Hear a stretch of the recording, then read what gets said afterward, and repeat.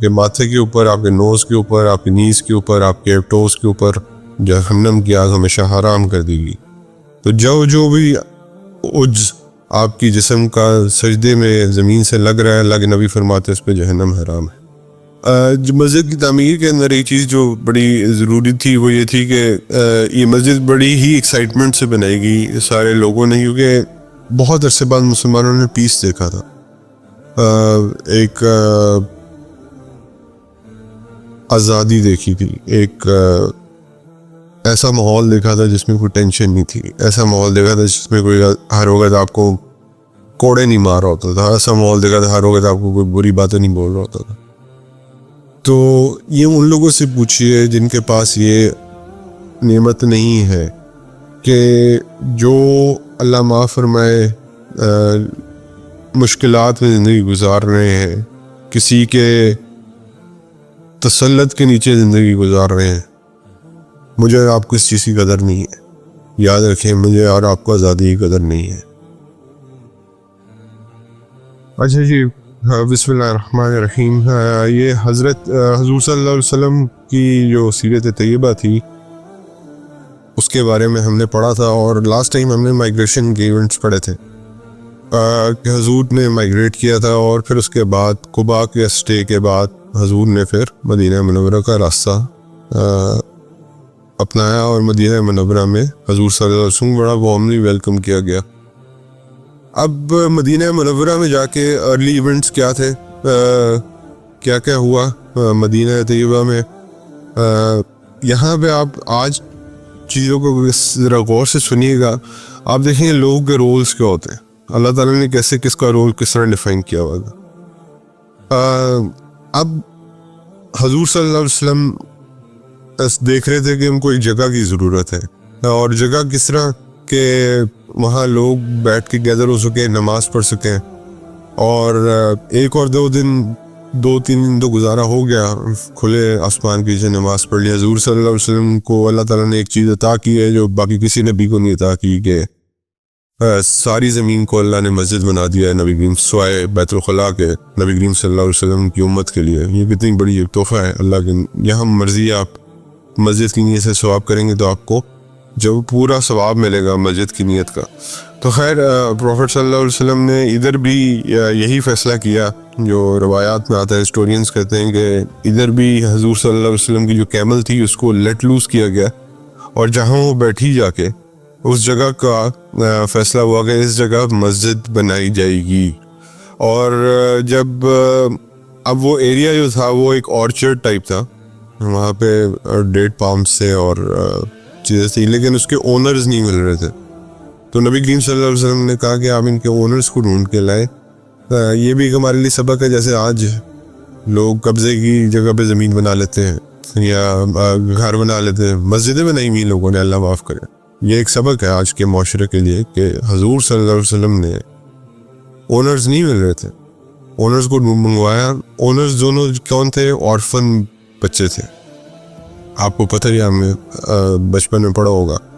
انہوں نے کہا کہ ہم یہ ہدیہ کرنا چاہتے ہیں زمین. نبی کریم صلی اللہ علیہ وسلم منع فرما دیا. اب یہ آپشن بھی تھی حضور کے پاس کہ ہدیہ بھی مل سکتا تھا، لیکن حضور نے کہا نہیں. آلدو ان دونوں ینگ بوائز کے پاس صرف یہی تھا اپنے پاس مال کمانے کے لیے، اور تھے بھی یتیم. تو دل دیکھیں آپ ان لوگوں کے کہ کتنے بڑے تھے، اور آج اللہ معاف کرے جائیدادوں پہ قتل کر دیے جاتے ہیں ان لوگوں کے. تو حضور صلی اللہ علیہ وسلم نے اس کہا جو بھی طے پایا وہ پیسے پے کیے، اور وہاں پہ پھر اس کے بعد بلڈنگ بنانے شروع کی، اور اس پلیس کو کلیئر اپ کیا پہلے تو، کیونکہ وہاں پہ کچھ وہ تھے آرچرڈ، مطلب کہ درخت لگے ہوئے تھے. اس کے بعد بھی مارکیٹ کیا، اور پھر مسجد نبوی صلی اللہ علیہ وسلم کی جو ہے بلڈنگ وہ سٹارٹ کی گئی. مسجد بہت چھوٹا سٹرکچر تھا، کوئی بہت بڑا سٹرکچر نہیں تھا. آپ کو پتہ آج تو مسجد نبوی ماشاءاللہ تقریباً جب حضور صلی اللہ علیہ وسلم کے زمانے کا مدینہ تھا وہ آج پورا مسجد نبوی کے اندر آ جاتا ہے. تو کوئی کارپیٹ نہیں تھا جیسے آج ہماری مساجد میں، کوئی ماربل نہیں لگا ہوا تھا. کوئی کنکریٹ نہیں تھی، تو جب بھی لوگ نماز پڑھتے تھے تو جب اٹھتے تھے تو سر 8 جگہیں ہیں نا ہماری سجدے کے لیے، 8 جگہیں لگنا ضروری ہیں، جس میں آپ کے ہاتھ ہیں، ماتھا ہے، ناک ہے، نیز ہے اور آپ کے ٹوز ہیں، سب پہ نشانات بنے ہوتے تھے۔ تو اور یہ ہمیشہ ایسے ہی رہا ہے۔ حضور صلی اللہ علیہ وسلم نے فرمایا ہے کہ بدترین مال وہ ہے جو تعمیر پہ خرچ کیا جائے، بدترین مال وہ ہے جو تعمیر پہ خرچ کیا جائے۔ حضور صلی اللہ علیہ وسلم سختی سے ناپسند تھی یہ بات، اس لیے حضور صلی اللہ علیہ وسلم زیادہ بیوٹیفیکیشن کی طرف نہیں جاتے تھے، سمپل رکھا اس کو۔ اور اس کے بعد جو ہے دوسرا یہ کہ جہاں جہاں بھی آپ کو پتہ ہے سجدے کی جگہ پہ اللہ تعالیٰ کے نبی نے فرمایا کہ جہاں بھی جو چیز سجدے کی جگہ پہ زمین پہ ٹچ کرتی ہے وہ اللہ تعالیٰ اس پہ جہنم حرام کر دیتے ہیں۔ آپ کے ماتھے کے اوپر، آپ کے نوز کے اوپر، آپ کے نیز کے اوپر، آپ کے ٹوز کے اوپر جہنم کی آگ ہمیشہ حرام کر دی گئی۔ تو جو بھی عجز آپ کی جسم کا سجدے میں زمین سے لگ رہا ہے، اللہ کے نبی فرماتے اس پہ جہنم حرام ہے۔ اس کے بعد جو روف تھی وہ جو ہے وہ اس کو کس سے کور کیا تھا؟ ڈیٹ کے جو وہ ہوتے ہیں پتے، یعنی کہ جو کھجور کے درختوں کے پتے ہوتے ہیں اس کو کور کر کے اسی سے اس کی وہ بنا لی۔ اور اتنی ہائی روف نہیں تھی، اتنی بس تھی کہ ایک درمیانہ بچہ، یعنی کہ اگر آپ ٹین ایجر کہہ لو، وہ اگر ہاتھ لگاتا اوپر کھڑا تو اس کا ہاتھ چھت پہ لگتا تھا، مطلب اتنی ہائٹ تھی مسجد کی بس۔ اور اس کے بعد نبی کریم صلی اللہ علیہ وسلم نے انسٹرکشن دی کہ اس کے ساتھ 2 کمرے بنائے جائیں، اور وہ 2 کمرے کس کے لیے تھے؟ بیسیکلی وہ ازواج مطہرات کے لیے تھے۔ حضرت سودا، ابھی واقعہ آئے گا، حضرت سودا بن زمعہ رضی اللہ تعالیٰ عنہ امہات المومنین، اور حضرت اما عائشہ رضی اللہ تعالیٰ عنہ، کیونکہ نکاح ہو چکا ہوا تھا، رخصتی بھی نہیں ہوئی تھی۔ اب ان رومز کے بارے میں، ان کی ہائٹ کے بارے میں کیا آتا ہے کہ اگر کوئی ایسی ٹین ایجر اندر جائے تو اس کا سر جو ہے وہ چھت سے لگتا تھا۔ اب آپ خود سوچ لیں کہ اللہ کے نبی نے کیسی زندگی گزاری ہوگی۔ اگر ایک ٹین ایجر کا سر چھت کو لگتا ہے تو حضور صلی اللہ علیہ وسلم تو ماشاء اللہ وہ جو ایڈلٹ، ان کو تو جھک کے چلنا پڑتا وہ اس گھر میں، یعنی کہ اتنا زیادہ جو ہے وہ اس چیز کا خیال کیا کہ بالکل فضول خرچی نہ کی جائے اس تعمیر کے اندر، بس جتنی ضرورت ہے اتنا پورا کر لیا جائے۔ اور یہ پھر بعد میں آپ کو پتہ ہے کہ حجرہ عائشہ رضی اللہ تعالیٰ عنہ بنا، اور حضرت سودا کا حجرہ تھا ساتھ، اور حجرہ عائشہ میں ہی نبی کریم صلی اللہ علیہ وسلم پھر بعد میں رحلت ہوئی، اور وہیں دفن ہے آج بھی۔ جب میں اور آپ جاتے ہیں نبی کریم صلی اللہ علیہ وسلم کو سلام عرض کرتے ہیں تو وہ اسی جگہ پہ ہے جہاں حضرت اما عائشہ کا گھر تھا۔ اس کے بعد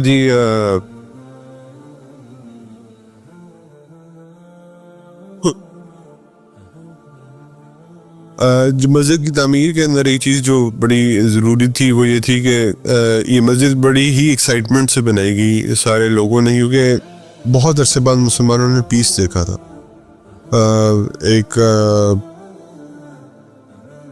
آزادی دیکھی تھی، ایک ایسا ماحول دیکھا تھا جس میں کوئی ٹینشن نہیں تھی، ایسا ماحول دیکھا تھا جس میں کوئی ہر وقت آپ کو کوڑے نہیں مار رہا ہوتا تھا، ایسا ماحول دیکھا تھا ہر وقت آپ کو کوئی بری باتیں نہیں بول رہا ہوتا تھا۔ تو یہ ان لوگوں سے پوچھیے جن کے پاس یہ نعمت نہیں ہے کہ جو اللہ معاف فرمائے مشکلات میں زندگی گزار رہے ہیں، کسی کے تسلط کے نیچے زندگی گزار رہے ہیں۔ مجھے اور آپ کو اس چیز کی قدر نہیں ہے، یاد رکھیں، مجھے اور آپ کو آزادی کی قدر نہیں ہے، نہیں تھی تبھی بنگلہ دیش بن گیا، نہیں تھی تبھی کشمیر چلا گیا۔ اس آزادی کی قدر ابھی بھی نہیں کریں گے، کل کو یہ خدا نخواستہ ملک اور بھی ٹوٹ سکتا ہے۔ اللہ تعالیٰ نے یہ ملک ہمیں ایک نعمت کے طور پہ دیا ہوا ہے، اس کی آزادی کی قدر کیجیے۔ اور آزادی کی قدر کا مطلب یہ ہے کہ اللہ کا شکر ادا کیجیے کہ اللہ نے ہمیں کم از کم ایک ایسی جگہ دی ہے جہاں ہم کھلے عام سانس لے سکتے ہیں، اللہ کی عبادت کر سکتے ہیں، کوئی روکنے ٹوکنے والا نہیں۔ تو اس کے بعد جو ہے آپ چاہے سٹیزن ہو امریکہ کے، آپ چاہے سٹیزن ہو کینیڈا کے، آپ کو یہ شرف حاصل ہوگا، لیکن جب آپ پلیج کریں گے نا کوئن کی اس کے اوپر یا امریکہ کے کانسٹیٹیوشن کے اوپر, تو آپ کو اس وقت پتہ چلے گا کہ یار اگر کوئی غیرت مند انسان ہوا کہ یہ میں اللہ کے ہاتھ پہ پلیج نہیں کر رہا, میں کسی کی غلامی اختیار کر رہا ہوں. اور دوسری بات یہ کہ آپ جتنا مرضی اپنے آپ کو سمجھ لیں, آپ کو وہ سیکنڈ ڈگری سٹیزنس کے طور پہ ہی ٹریٹ کریں گے. جو مرضی کر لیں, آپ جو مرضی کر لیں. اور اس کے بعد یہ محنت والا کام تھا, تو کچھ جو صحابہ تھے وہ نا they used to chant some slogans. یہ کچھ جیسے آپ نے بھی دیکھا ہوگا کہ جو مزدور ہوتے ہیں, مزدوری جب کر رہے ہوتے ہیں تو کچھ آپس میں مطلب کچھ پڑھ رہے ہوتے ہیں, بول رہے ہوتے ہیں. آج کل تو گانے گا رہے ہوتے ہیں, اللہ معاف کرے, لیکن میں اس وقت جو ہے نا وہ کچھ صحابہ جو ہے چینٹ کر رہے تھے کچھ سلوگنس, تاکہ وہ اپنا یہ جو مشکل کام ہے تعمیر کا اس کو ذرا آسان کر سکیں. تو دوسری چیز یہ کہ وہ ورڈز کیا تھے اس وقت, وہ ورڈز بڑے پیور تھے. آج کل کے ورڈ سے زیادہ ان کو کمپیئر نہیں کیا جاتا. اور وہ ورڈ یہ تھے کہ جو بخاری میں آتے, Oh Allah, there is no life beside the life of آخرہ, this life is nothing. یہ الفاظ وہ بار بار پڑھتے تھے. اور پھر ساتھ یہ دعا کرتے تھے, Allah help the Ansars and help the Muhajirin, help those who are from Medina Munawwara and help those who are from Makkah Mukarramah. یہ دعائیں کرتے تھے. تو اس کے بعد جب مسجد بن رہی تھی, اس کی کمپلیشن سے پہلے ایک بہت بڑے صحابی کی ڈیتھ ہو گئی. اور وہ کون تھے؟ اب آپ کو تھوڑا سمجھ آ جائے گا کہ اللہ نے کس سے کیا رول لینا ہوتا ہے. اسد ابن زرارہ died before the completion of مسجد نبی. اسد ابن زرارہ کون تھے؟ 6 بندے جن کا میں ذکر کیا تھا شروع میں, ان کو اللہ نے کس رول کے لیے رکھا تھا؟ صرف مائگریشن کو سموتھ بنانے کے لیے ان کا رول, ان کا گھر استعمال ہوا. حضرت موسیٰ بن عمیر نے گھر استعمال کیا ان کا تبلیغ کے لیے. اور لیکن جب وہ لیو کرنے کا ٹائم آیا تو اللہ تعالیٰ نے ان کو بلا لیا, کیونکہ ان کا رول اللہ نے یہ ڈیفائن کیا. لیکن سبحان اللہ, آج میں اور آپ جب یہ سوچیں یا پڑھیں کہ اللہ تعالیٰ نے ان کو صرف ایک دین کے کام کے لیے بھیجا تھا اس دنیا میں, تو یہ کتنا بڑا رتبہ ان کے لیے.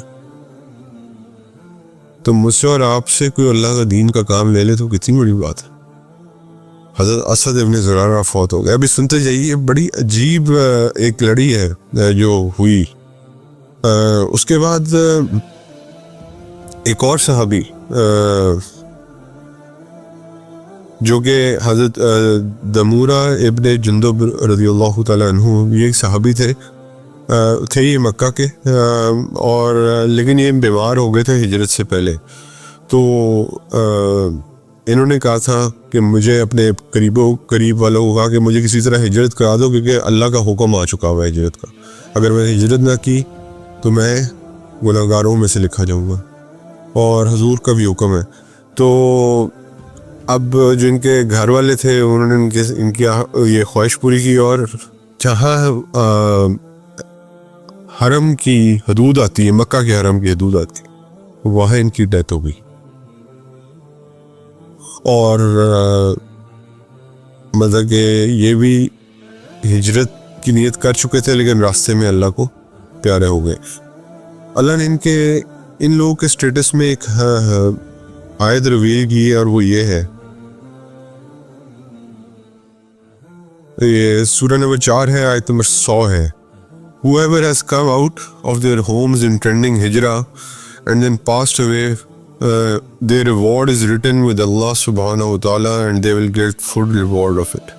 یعنی کہ آیت سورہ نمبر 4 آیت نمبر 100 میں اللہ تعالیٰ نے فرمایا ہے کہ جو بھی اپنے گھر سے یہ نیت کر کے نکلا ہے کہ میں اللہ کے راستے میں ہجرت کر رہا ہوں, اور راستے میں وہ فوت ہو گیا, تو ان کا بہترین اجر اللہ کے پاس, اور وہ اپنا پورا اجر پائیں گے. ہجرت کے بارے میں ایک بات یاد رکھیے گا, اگر میں اور آپ یہاں سے ہجرت کرتے ہیں نوکری کی غرض سے, یا مطلب کہ وہاں جا کے شادی کی غرض سے, تو یہ ہجرت نہیں ہے. انما الاعمال بالنیات کے اگر آپ تفسیر پڑھیں حدیث کی, تو اس میں حضرت عمر نے بڑا کلیئرلی کہا ہوا ہے کہ اگر آپ کسی خاتون کی وجہ سے ملک چھوڑ کے دوسرے ملک جا رہے ہیں، یا اپنی کسی ایجوکیشن کی وجہ سے جا رہے ہیں، یا آپ کسی نوکری کی وجہ سے جا رہے ہیں، تو یہ ہجرت کنسیڈر نہیں ہوگی. دین کو بچانے کے لیے اگر آپ اس ملک کو چھوڑیں تو یہ ہجرت ہے. اس کے بعد اور ایک اور پھر بہت بڑے سینئر انصاری صحابی اللہ کو پیارے ہو گئے، البراء ابن مرور رضی اللہ تعالیٰ عنہ. یہ کون تھے؟ یہ وہ 12 صحابہ میں سے تھے جنہوں نے حضور صلی اللہ علیہ وسلم نے جن کی ڈیوٹی لگائی تھی کہ مدینہ منورہ میں مسلمانوں کی حفاظت کریں گے. اب ان کا بھی رول صرف اتنا تھا.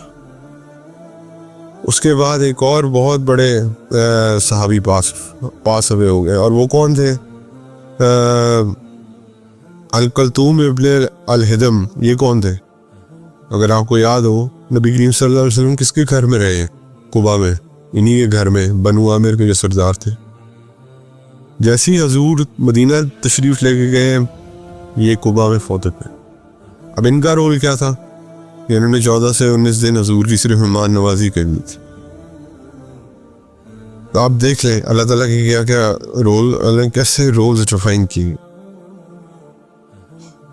اس کے بعد حضور صلی اللہ علیہ وسلم مدینہ طیبہ کے لیے ایک دعا فرمائی. حضور کو بتایا گیا کہ یہاں پہ نا ایک ڈیزیز ہے.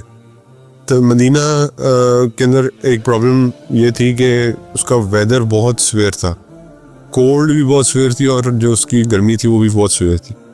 اس میں ایک ڈیزیز تھی جس کا نام تھا حمہ.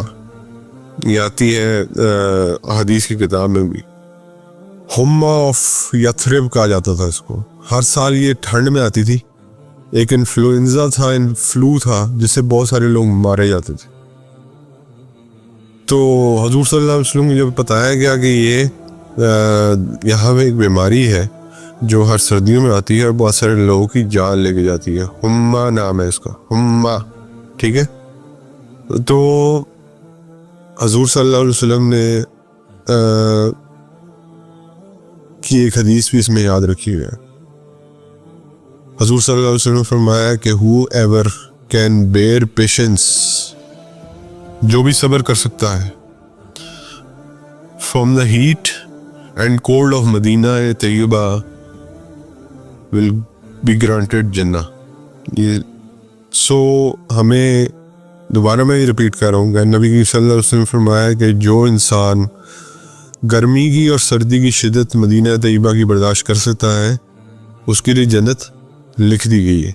سسٹی جب بھی آپ اور میں حرمین اسپیشلی مدینہ کے حرم میں جائیں تو کبھی کمپلین مت کریں. اگر اس کمپلین ہم نہیں کریں گے تو انشاءاللہ ہو سکتا ہے وہ مومنٹ ہو ہماری جنت لکھی جانے کے اوپر. اس کے بعد حضور صلی اللہ علیہ وسلم نے دعا فرمائی، اور جو یہ حمہ کی بیماری جو تھی، اللہ کے نبی نے دعا فرمائی کہ اللہ اس بیماری کو یثرب سے دور فرما اور اس کو جوفا میں بھیج دے. جوفا ایک اور جگہ تھی. تو اللہ کے نبی کا میریکل تھا کہ یہ بیماری وہاں سے نکل گئی اور دوبارہ کبھی مدینہ منورہ لوٹ کے نہیں آئی. اور آج مدینہ کی ہوائیں اور وہاں کا ماحول جتنا سکون ہے، جتنے صاف ہے، انسان ترستا ہے ایسے ماحول کو. تو یہ حضور صلی اللہ علیہ وسلم کی وہ آگے ایک اور دعا رہی ہے، وہ اس سے بھی آپ کو سمجھ آئے گی کہ یہ جو آج میں اور آپ مدینہ کی کئی چیزوں کو اتنا انجوائے کرتے ہیں، اس کے پیچھے کیا ریزن ہے. ہجرت جو ہے جی وہ اللہ کی انسٹرکشن تھی. جس نے نہیں کی اس کے اوپر تو سیدھی بات ہے، وہ گناہ گار ہے، شدید گناہ گار ہے. اور کئی لوگ ایسے تھے، بیسیکلی فرض تھی، ہجرت فرض تھی، اور کئی لوگ ایسے تھے جو کہ جن کو آپ کے لوگ عذر، شرعی عذر جن کا تھا، اگر اس وجہ سے وہ نہیں کر سکتے، جیسے کسی نے روک لیا یا راستے میں قید کر لیا یا بیمار پڑ گئے، ان کے لیے ظاہری بات ہے شرعی عذر ہر ایک کے لیے اللہ تعالیٰ نے رکھا ہوا ہے. اس کے بعد حضور صلی اللہ علیہ وسلم نے زید بن حارث رضی اللہ تعالیٰ عنہ اور حضرت ابو رافع کو مکہ بھیجا اور کہا کہ میری فیملی جو باقی وہاں رہ گئی ہے. کون رہ گیا تھا؟ حضرت سودا رہ گئی تھی، حضرت عائشہ رہ گیا، ان کے نکاح میں تھی، حضرت ابوبکر کے گھر میں بھی تھی، ان کو لے آئے. حضرت ام ایمن رہ گئی تھی اور حضرت فاطمہ رہ گئی تھی. تو یہ پھر یہ حضرت زید بن حارث اور حضرت ابو رافع گئے اور ان دونوں کو ان سب کو لے کے آئے. کن کے فیملی ممبرس کو؟ حضور صلی اللہ علیہ وسلم کے فیملی ممبرس کو اور سیدنا صدیق اکبر کے فیملی ممبرس کو. اس میں کون کون تھا؟ فاطمہ رضی اللہ تعالیٰ عنہ تھیں، ام کلثوم رضی اللہ تعالیٰ عنہ تھی، حضرت سودا ابن زمعہ تھی، ام ایمن تھی. حضرت ام ایمن آپ کو پتہ ہے سیکنڈ مدر آف پروفٹ صلی اللہ علیہ وسلم تھی. اور کس سے شادی ہوئی تھی آپ کو بتایا تھا؟ حضرت زید بن حارث سے. اور حضرت زید بن حارث ان سے شادی کیوں کی تھی؟ صرف اسی وجہ سے کہ حضور صلی اللہ علیہ وسلم نے کہا تھا جو جنت کی خاتون سے شادی کرنا چاہتا ہے وہ ام ایمن سے شادی کر لے. حالانکہ حضرت ام ایمن افریقن تھیں، بلیک کمپلیکشن تھا. حضرت زید بن حارث کوئی چیز نہیں سوچی انہوں نے کہا بس جنت کی بشارت ہے، شادی کر لو. نکاح کر لیا. اور پھر اس سے بلیسڈ برتھ کس کی ہوئی؟ حضرت اسامہ بن زید کی، جو کہ حضور کو بہت پیارے تھے. اس کے بعد جی اور حضرت اسامہ بن زید بالکل ہجرت سے پہلے پیدا ہوئے اور وہ بھی پھر تشریف لائے وہاں پہ. سیدہ زینب جو ہے حضور کی جو بیٹی تھی وہ نہیں آ سکی کیونکہ وہ اس وقت میرڈ تھی ابو العاص سے اور انہوں نے ان کو آنے سے منع کر دیا تھا. حضرت ام رومان کون تھی؟ حضرت ابوبکر کی وائف، حضرت عائشہ، حضرت اسماء بنت ابی بکر، ان سب کو لے گیا یہ لو. حضرت اسماء بنت ابی بکر کس کی وائف تھی؟ حضرت زبیر بن عوام. اب ان دونوں میں سے کون پیدا ہوتا ہے؟ عبداللہ ابن زبیر. حضرت عبداللہ ابن زبیر جن کی آج بھی آپ بہت ساری باتیں سنتے ہو. اور حضرت عبداللہ ابن زبیر was the first مہاجر kid child was born after migration. یہ اعزاز حضرت عبداللہ ابن زبیر کو حاصل. مدینہ طیبہ میں پہلی پیدائش مہاجرین میں سے ہوئی وہ حضرت عبداللہ ابن زبیر کی تھی. اور یہ کون تھے؟ یہ حضرت ابو بکر کے نواسے تھے. کیوں؟ حضرت اسماء بنت ابی بکر ان کی بیٹی تھی. کہ بیٹے کون تھے؟ حضرت عبداللہ ابن زبیر. اور اس کے بعد پھر اللہ کے نبی نے یہ دعا کی، یہ جو آج میں اور آپ دیکھتے ہیں کہ یا اللہ مدینہ طیبہ کو برکات سے بھر دے اور اس کے اندر وہ برکت عطا فرما جو ہم اس کے اندر کاروبار کرتے ہیں اس کے لین دین میں ہر چیز میں برکت عطا فرما. اس کی ایک سب سے بڑی زندہ جاگتی مثال جو ہے وہ آج وہاں کی کھجوریں ہیں. حضور صلی اللہ علیہ وسلم کی اس برکت کی دعا کی وجہ سے ان کھجوروں میں آج بھی وہ مزہ ہے جو آپ کہیں مرضی کھجور کھا لیں لیکن آپ کو پتہ چل جائے گا کہ یار سعودی عرب کی کھجور کون سی ہے. آپ پاکستان کی سندھ کی کھجور کھا لیں، الجیریا کی کھجور کھا لیں، ڈفرینٹ کنٹری سے کھجور بنتی ہیں لیکن سعودی عرب کی کھجوریں سعودی عرب کی کھجوریں. آج بھی لوگ تبرکات کے لیے کیوں لاتے ہیں؟ وہ لوگوں کو تحفے میں دینے کے لیے کیوں دیتے ہیں؟ حضور کی برکت کی دعا کی وجہ سے آج ساری کھجوریں جو ہیں اور قیامت تک ایسی رہے گا ان کے اندر وہ برکت موجود رہی.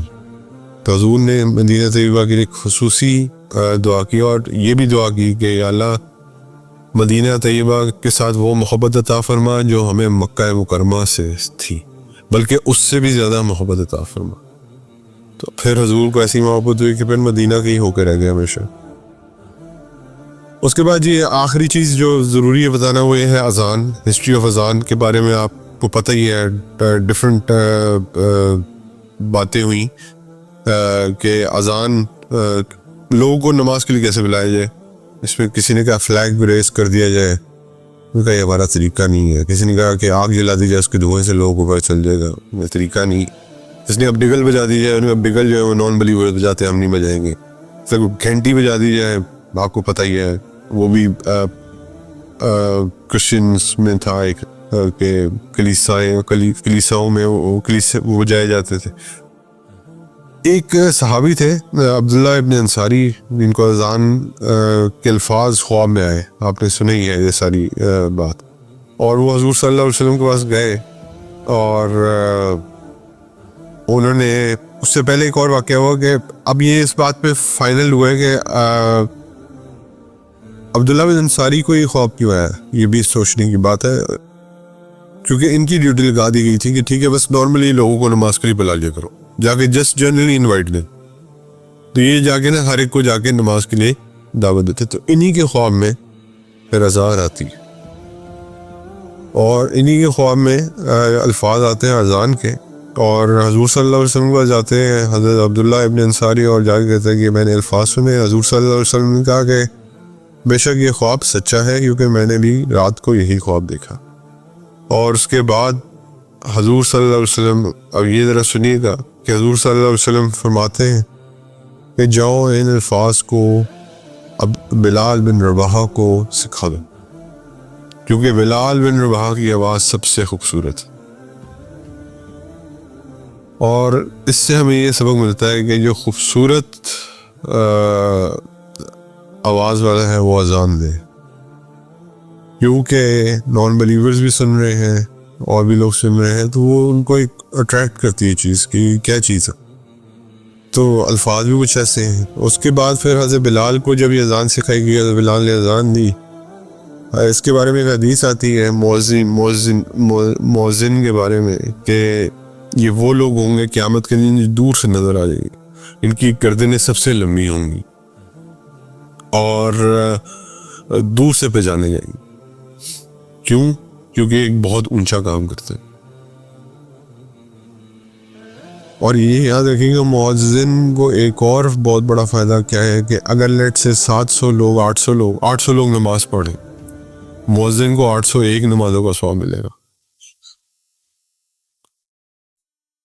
اگر 1000 لوگ نماز پڑھیں تو مؤذن کو 1001 کا ثواب ملے گا، کیونکہ اس نے ان سب کو بلایا نماز کے لیے. اب آپ سوچیں کتنے لکی ہیں جو حرمین کے مؤذن ہیں، وہاں تو لاکھوں کی تعداد ہوتی ہے. تو یہ کتنی خوبصورت بات ہے. اور اس کے بعد جو ہے حضرت عثمان کے زمانے میں تھوڑا سا ڈفرینس یہ تھا کہ حضرت عثمان نے جمعے کی 2 اذانیں کر دی. اور اس سے پہلے حضرت بلال کی میں آپ کو بتا دوں گا، حضرت بلال نے فجر میں الصلاۃ خیر من النوم ایڈ کیا، اور صبح کی اذان میں تو حضور صلی اللہ علیہ وسلم سے جب انہوں نے پوچھا تو حضور نے کہا کہ کوئی اعتراض نہیں، آپ اس کو پڑھتے رہے. حضرت سنت بلال جو ہے وہ اذان میں شامل ہوگی. وہ بلال جس کو کوئی دنیا جانتی نہیں تھی، اس کے الفاظ اللہ تعالیٰ نے ضم کر دیے کس کے اندر؟ اپنی کال آف پریئر کے اندر. اور جتنے بھی آج آپ سوچیں کہ مؤذن کو اگر 800 نمازی کو ثواب مل رہا ہے، اگر 801 نمازی کو ثواب مل رہا ہے، تو آپ سوچیں بلال رضی اللہ تعالیٰ عنہ کو کتنے لوگوں کا ثواب مل رہا ہو. جتنے لوگ نماز پڑھتے ہیں سب کا ثواب کس کو جا رہا ہے؟ حضرت سیدنا بلال رضی اللہ تعالیٰ. حضور صلی اللہ علیہ وسلم کے ایک اور مؤذن بھی تھے، وہ کون تھے بلا؟ حضرت عبداللہ ابن مکتوم، the same blind صحابی جن کے بارے میں حضور کو ضمیر کی گئی تھی. تو 2 مؤذن تھے، ایک حضرت بلال اور حضرت عبداللہ ابن مکتوم. حضرت بلال زیادہ خیر نمبر 1 پہ ہمیشہ وہ رہتے تھے، نمبر 2 پہ حضرت عبداللہ ابن مکتوم. اچھا جی، حضرت عثمان کے زمانے میں پہلے جمعے کی ایک ہی اذان ہوتی تھی. حضرت عثمان کے زمانے میں 2 اذانیں ہونا شروع ہوئی، جو اب ہمارے ہاں بھی کانسیپٹ ہے. اس کی ایک ریزن تھی، کیونکہ جمعہ ایک بڑی نماز ہوتی تھی، بڑی گیدرنگ ہوتی تھی. تو حضرت عثمان کسی اونچی جگہ پہ کسی کو کھڑا کر کے اذان دلوایا کرتے تھے کہ زیادہ لوگوں تک آواز پہنچے، گیدرنگ زیادہ ہو، جمعے کی گیدرنگ زیادہ سے زیادہ ہو. تو پھر دوسری اذان کا کانسیپٹ جو ہے یہ آپ کو پتہ ہونا چاہیے کہ یہ کہاں سے شروع ہے؟ حضرت عثمان بن عفان سے. پھر ہشام بن عبد الملک جو اموی یعنی کہ بنو امیہ کے خلیفہ تھے، انہوں نے اپنے زمانے میں پھر یہ کیا کہ اپنے سامنے کھڑے ہو کے مؤذن کو کہا کہ اذان دیا کریں. یعنی کہ اصل اذان وہی ہے جو مؤذن امام کے سامنے کھڑے ہو کے دیتے ہیں. جو پہلی اذان ہے اس کا مقصد کیا ہے کہ لوگوں کو زیادہ سے زیادہ اکٹھا کیا جائے. لیکن پہلی اذان کے بارے میں سورہ جمعہ میں اللہ تعالیٰ کا حکم بھی بڑا کلیئر ہے. جب اذان سن لو تو سارے کام چھوڑ دو اور سیدھا کدھر کی طرف جاؤ؟ یا کس کی تیاری کرو؟ جمعے کی تیاری کرو. اس کے بعد جمعے کے بعد اپنے رزق کی اور معاش کی تلاش میں نکل جاؤ. اور اس کے بعد جی اسی طرح حضور صلی اللہ علیہ وسلم نے بھی فجر کی 2 اذانیں بھی دلوائی ہیں. یہ اسپیسیفکلی رمضان میں کروایا کرتے تھے اللہ کے نبی. کیوں؟ کیونکہ میرے جیسے جو سست سوئے ہوتے تھے، جنہوں نے تہجد تو ویسے سبحان اللہ عام دنوں میں پڑھی نہیں ہوتی، تو پہلی اذان ہوتی تھی تہجد کی اور لوگوں کو اٹھانے کے لیے، سحور کے لیے، یعنی کہ سحری کے لیے. ابھی بھی ایسے ہوتا ہے، آپ نے دیکھا ہوگا ایک اذان پہلے ہو جاتی ہے اور اس کے بعد دوسری اذان جو ہوتی تھی اس کا کیا مطلب ہے کہ اب سحری کا ٹائم از اوور. اب بس اب یہ فجر کی اذان ہے. فجر کی اذان کا مطلب کیا ہے کہ سحری کا وقت ختم ہو چکا ہے. ہم لوگ اس کو بھی ماشاءاللہ بیچ میں انکلوڈ کر کے کھائی پیے جا رہے ہوتے ہیں. دوسری اذان جو ہو رہی ہے وہ فجر کی، وہ اس لیے ہو رہی ہے کہ آپ کا سحری کا وقت ختم ہو گیا. وہ پہلے اذان دے دی گئی ہے وہ تہجد کی تھی، اور وہ اس چیز کے لیے تھی کہ میرے جیسے نالائق جو ہے وہ اٹھ کے نماز پڑھ لیں، تیاری کر لیں سحری کی. تہجد پڑھنی نہیں پڑھنی، کم از کم سحری کی تیاری کر لیں. آپ کو پتہ ہے سحری کے کھانے کے بارے میں نبی صلی اللہ علیہ وسلم نے کہ یہ برکت کا کھانا ہے اور اس کو جتنا لیٹ کھاؤ اتنا بہتر ہے. لیٹ کا مطلب یہ نہیں کہ 12 بجے کھا کے سوئو ان فجرتی اٹھائیں گے. اس کا مطلب یہ ہے کہ جتنا قریب کر سکتے ہو اس کو فجر کی اتنا قریب کرو. تو لیکن یہ کہ 10 منٹ پہلے آپ یا 5 منٹ پہلے فجر سے سحری ختم کر دینا بہتر ہوتا ہے. جزاکم اللہ خیر. انشاءاللہ آگے جو برادرہڈ ہے مہاجرین اور انصار کا اس کو ڈسکس کریں گے اللہ کے حکم سے. جزاکم اللہ خیر. شکریہ.